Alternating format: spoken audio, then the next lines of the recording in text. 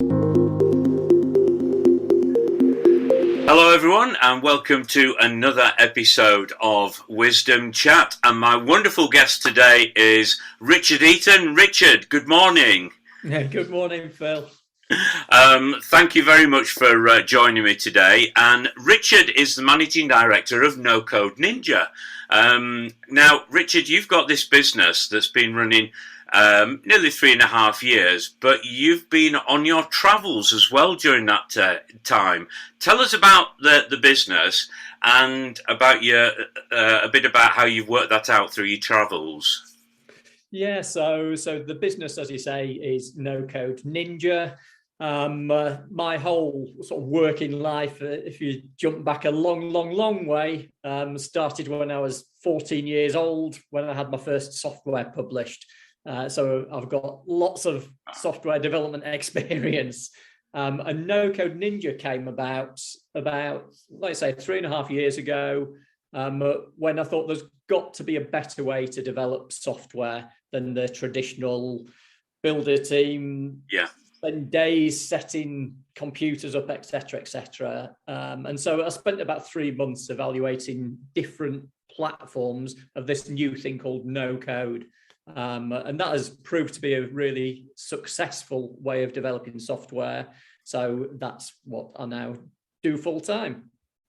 That's brilliant. And you've been doing quite a bit of that while you've been on your travels, because you've been to some exotic places, haven't you? Yeah. So to give you the background to that, in 2019, myself, my wife, and my 2 children, who were aged 7 and 9 at the time, set off from the UK on a round the world trip. And it was going to be a year-long round the world trip.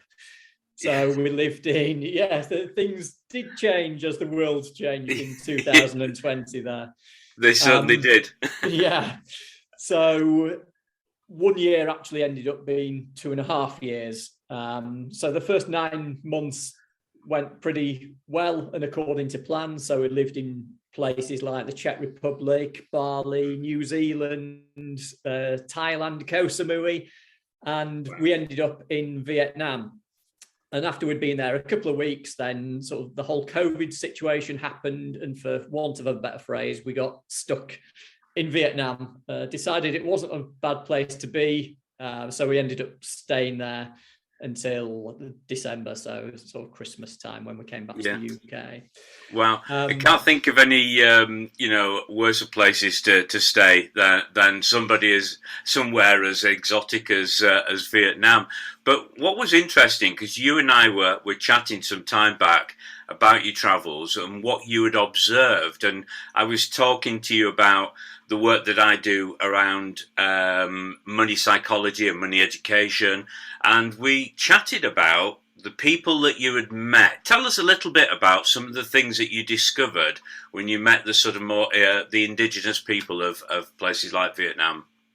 Yeah, so in all our travels, we tried to stay amongst the local people rather than stay where expats were or in sort of holiday places. We wanted to live as locals. So we always tried to stay in areas where it was more local. So we obviously got to know the real people and how the actual country worked. So rather than the sort of holiday brochure type, this is what the country's like, that isn't really, it's all quite a facade. We saw the real countries and the real people. And so around money, there was some really interesting stuff. One of those things is how here in the UK and the West, everything is so digital and everything is just a tap of a card. In most of the East, everything is still very cash driven. Right. And there's a real mindset thing around that I guess on an emotional level, when you buy something, if you're handing over a big wad of cash, you appreciate how much you're spending. Where if you go to Marks and Spencer's and tap your card and spend £3.50 on lunch, or you go and buy a car for £20,000 with a tap of a card as well. Yeah. There's no sort of difference in the emotions of doing that, where, like I say, using cash for everything really makes you think about your spending. So that was one really interesting thing around money I discovered. The other big one was a lot of the people we met literally were living hand to mouth and didn't have much money, especially compared to people in the West. But something that was just black and white that I found is how happy these people were. They were totally content with their lot, as long as they could go to bed and not be hungry, and they make the most of everything. And family is important, all these things. So all the sort of trappings that the West think this makes you happy, so the fancy houses and fancy restaurants, all these things, actually it meant nothing to these people. It was all about, did they have a good day? Those kinds of things, and all about family and relationships. Yeah, it's interesting, the conversations I have with people about that, about their understanding of money. It's amazing how people will say to you things like, money can make you happy, or money gives you choice. Well, it contributes, yes, certainly, without a doubt. But it's like saying I'm not happy and I don't have choice unless I have money. So there then tends to be a pursuit of money, as though that money is going to give you something. So I'll say to people, in a word, what does money mean to you? And then they will list various things, some of which I've mentioned already. And then I'll say to them, okay, in order to be happy then, how much money do you think you have? And you can see them for the first time stopping and thinking about it and thinking, well, I've never been asked that question before. And you can guarantee whatever they come up with, it'll never be enough, because once they attain it, there'll always be that sense, oh, I need more and I need more. So that term, it's never enough, becomes quite poignant.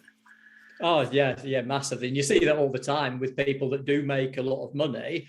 So they go out and they buy a Lamborghini, and then one of the friends has a Lamborghini, but that's got bigger wheels, that's got this, that's the other. It's never enough, is it? It's always, you're all on this endless like hamster wheel of, oh, well, I'll be happy when I've got that Lamborghini with the bigger wheels now, etc., etc. Where really the happiness is sort of inside your mindset. It's not directly correlated. And like I say, I actually found the opposite from what I saw, that people were content, people were happy, even though they had nothing.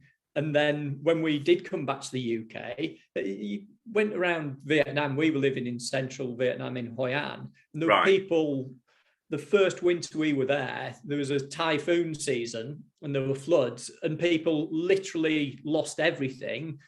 The next day, they were still smiling and happy, rebuilding things. They just adapted and got on with it.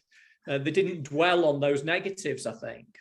Do you think as well that they put different values on things? So whereas we might value our material possessions or value money, and there's a lot about money at the moment because of the rising cost of living, and more people now in work poverty, as the term goes.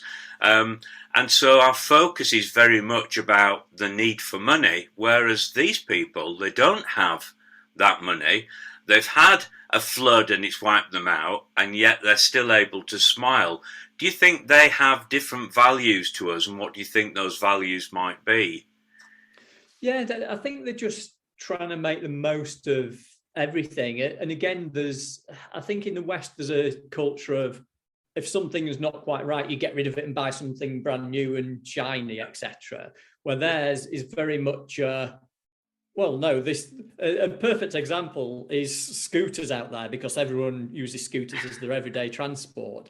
And there's Honda Cubs out there that were built in the 1960s that are still going as people's everyday transport. Wow. There's hardly any bodywork left. these things, and they're laden up. So some of the things you saw were amazing. The amount of bags, etc., hung on. So you're even seeing things like mobile shops, and they'd have a burning stove on the back of this scooter that looks like it's ready for the scrapyard. but it does the job, and they just keep repairing it. So it's a bit like Trigger's broom, I guess, where everything's been replaced. Yeah. That is a wonderful example for our listeners who don't know what Richard's talking about. Trigger was a character on Only Fools and Horses, and he said that he'd had his broom. He was a road sweeper. He had his broom for 15 years. He'd only had however many handles and however many heads, and everybody sat thinking, so it's not the same broom then. But in actual fact, you're right. I remember going to Colombia, and it was one of the things that really struck me as we drove through the streets of Bogota. There was a lot of street traders, and they would be exactly the same. They would have a shop on wheels, and it'd be a bicycle. And it would be, I'm thinking, how on earth, the laws of gravity, how on earth do they manage to do this? Yet they do, and they seem quite content about what they're doing. So I've noticed that difference in Colombia. I just think it's interesting how we have certain mindsets here that put a lot of value on things and status and money. And it's interesting to observe some people who that becomes quite intrinsic to their life, how they compare themselves with others. So I remember going to a wedding one day, and there was a row of cars, and they were quite sort of expensive vehicles. And then this chap pulled up with this, I'm not quite sure what vehicle it was, but it was a sports vehicle. And all of a sudden, all the guys were out swooning around it. And he was, you could see he was just preening himself, I've got the best car here kind of thing. And actually that just speaks volumes of sometimes our Western culture, and we lose sight of real value, which is people. And you mentioned as well the mindset and how we have this almost like this belief that the external things create for us what we need. So if we need happiness, we're looking for it in external things, and when those things go away, we're no longer happy, or it's not enough, so we pursue it even more, and we never attain that happiness. And you're right, happiness is a choice. We have choices. We're powerful people. Yeah. Exactly. There's so much that is sort of mindset, isn't there? Yes. And again, something I'm always saying is that if you're unhappy, then the material things won't fix that. But you'll be unhappy sat in your Lamborghini rather than sat in your Fiesta. You're still unhappy. You've got to fix the happiness thing first. Yeah. Is that the Lamborghini with the bigger wheels? Yeah, exactly. Yeah, it's true. I just, and I'm sure you do see it every day in terms of how people. We're very quick to judge, aren't we? We're very quick to judge the externals. We hear this term, don't judge a book by its cover, but we do as a society. So one of the things I often come across is because the government for many, many years has used this rhetoric that we need to be a nation of savers. That's an interesting one, because there's so many people now who are working every hour they can and still can't even meet their basic needs. And so how are they going to save? And then the judgment comes, if you don't save, then you're not very good with money. And it's like you say, it's interesting. Again, a huge difference I saw was a sort of honesty about money there that you don't get here, where, like say, people will judge people on what car they drive, the house they have, all these kinds of things, but no one will actually ask direct questions. Where something we found, which at first was wow, was that people would literally come up to you and they'd say, "Oh, how much money do you earn a year?" Or they'd go, "Oh, wow. you're in a nice house. How much does that cost?" Yeah. And there's just direct questioning around money, so Right. there's no sort of facade. It's Right. really interesting. So they don't have that sort of that mindset that says, "Oh, I couldn't possibly talk about things like that." Yeah, Which exactly. There's which a is sort of refreshing honesty yeah, around money and talking about money. They literally say, "Oh, well, how much was that?" Where you yeah. wouldn't say that to someone here, would you? It's No, no. Or if you did ask the question, you'd feel kind of embarrassed asking it, but there yeah, may be a reason why you're asking it.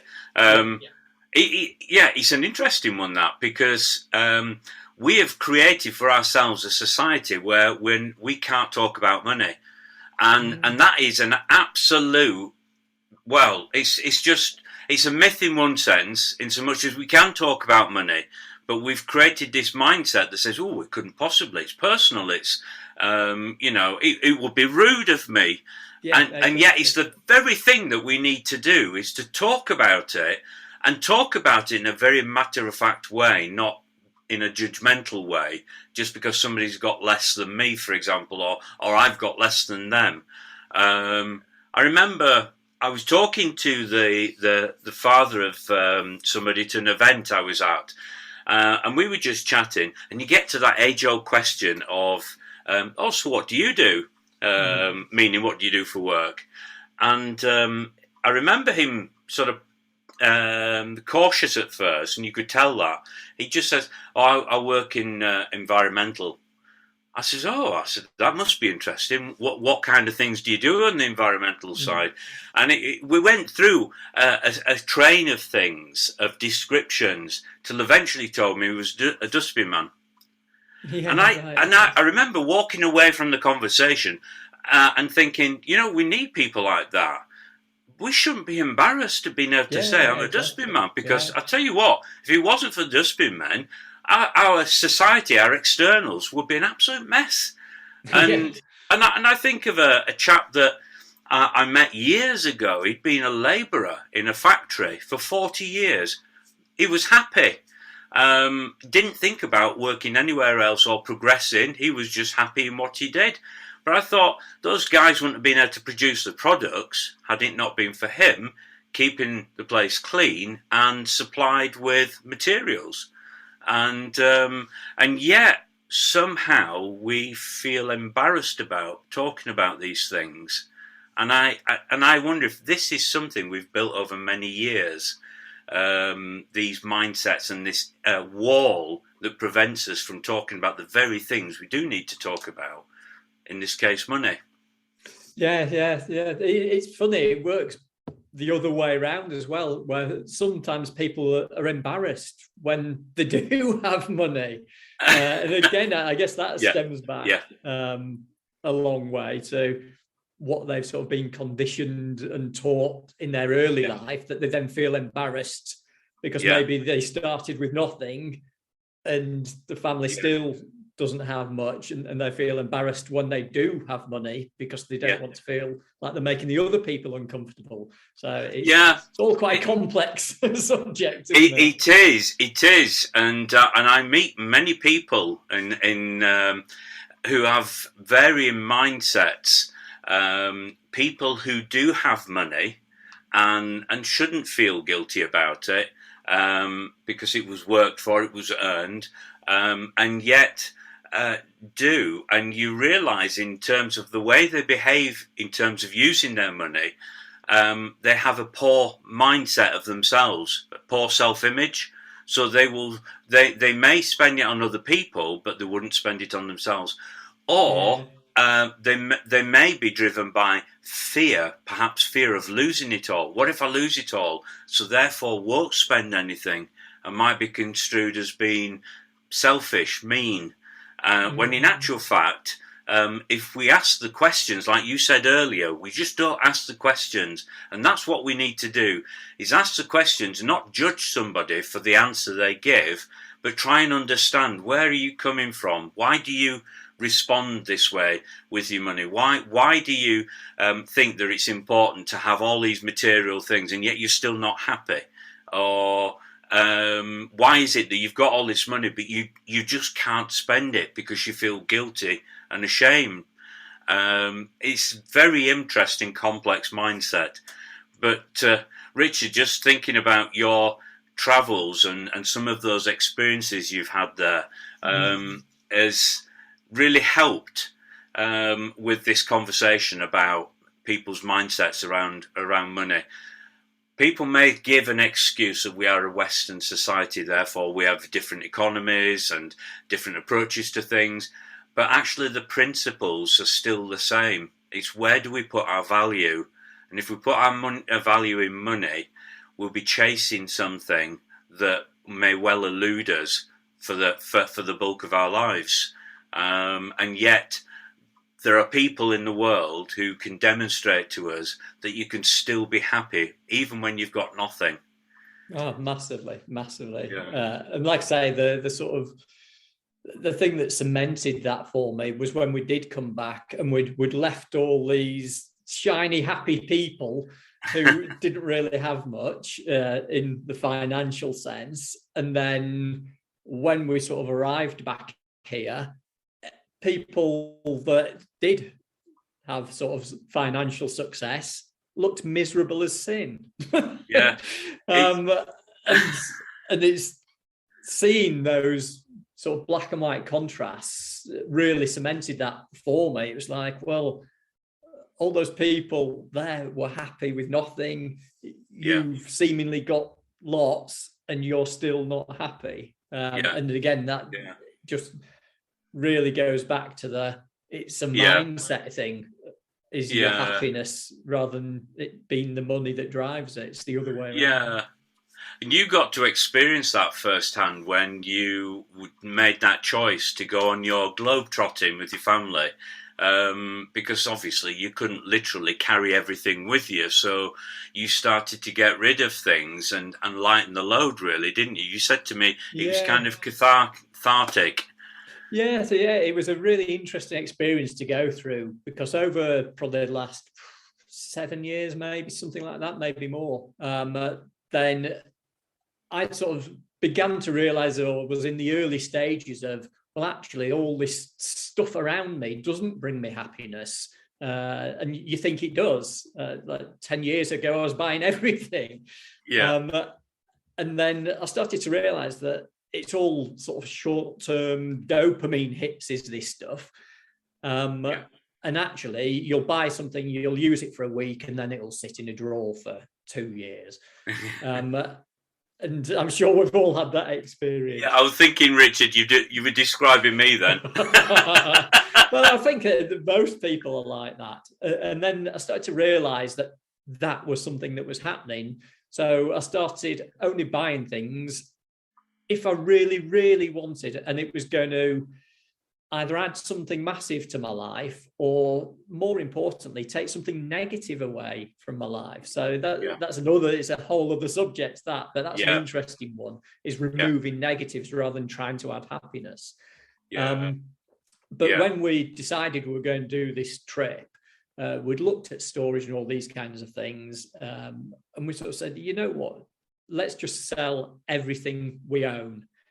We can rebuy things. And I'd already got rid of a lot anyway, but we did. And we went through this process of basically selling pretty much everything we owned. And it was a totally cathartic experience. And you don't realize mentally how tied you are to things. And once you get rid of those ties, you feel free. It sounds quite hippie-ish and strange, but it is. It's one of those experiences when you go through it, you don't realize mentally how much those things are holding you back effectively. So when we left, we had 2 suitcases and 3 hand luggages for a family of 4 that was basically all our possessions. Wow. Wow. Yeah, and we came back with a similar amount. We didn't accumulate a load of stuff. Right. That's. I think you're right, Richard. I think that in itself can be a wider topic, because I'm sure people are thinking about their own circumstances and how emotionally tied they are. And I can certainly think that when I moved from Wakefield to Harrogate, and had to let go of sort of 19 years of things, and suddenly being hit with this emotional tie. But you're right, the freedom it brings can be quite incredible. I'm aware that we've run out of time, Richard, and it's been wonderful. Yeah, wonderful chatting with you. Thank you so much for your time. It's been really interesting, and I'm sure it's been interesting for the listeners and thought-provoking as well. Now, Richard, in terms of No Code Ninja, how can people get hold of you if they'd like to talk with you further about your work? Yeah, so the easiest way is to just go to the website, which is nocodeninja.co.uk. Or if anyone's got any questions, wants to ask me anything about any of that, you can look me up on LinkedIn under my name. So just Richard Eaton, Eaton. Brilliant. Thank you so much, Richard. And have a good rest of the day, won't you? And you. Thanks, man.